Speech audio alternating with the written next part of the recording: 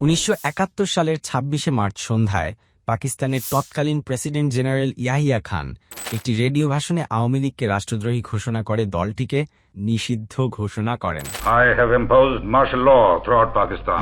এই ঘোষণার মাধ্যমে তিনি আওয়ামী লীগের পূর্ব পাকিস্তানের রাজনৈতিক কার্যক্রম নিষিদ্ধ করেন এবং উভয় অংশে সংবাদপত্রের উপর সেন্সরশিপ পুনঃপ্রবর্তন করেন। এই নিষেধাজ্ঞার ফলে আওয়ামী লীগের ব্যাংক হিসাব জব্দ করা হয় এবং দলটির নেতৃবৃন্দের বিরুদ্ধে দমনপীড়ন শুরু হয়।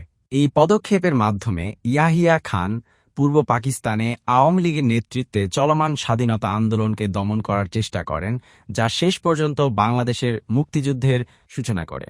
এই ভাষণটি পাকিস্তান রেডিওতে সম্প্রচারিত হয়েছিল এবং এতে ইয়াহিয়া খান আওয়ামী লীগকে দায়ী করে বলেন যে তারা পাকিস্তানের ঐক্য বিনষ্ট করার ষড়যন্ত্র করছে।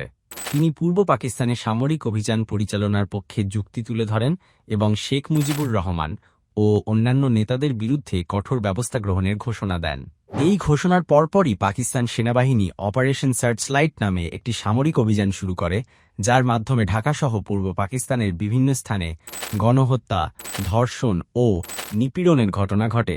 এই ঘটনার প্রতিক্রিয়ায় বাংলাদেশের জনগণ মুক্তিযুদ্ধে ঝাঁপিয়ে পড়ে এবং ১৯৭১ সালের ডিসেম্বরে স্বাধীনতা অর্জন করে।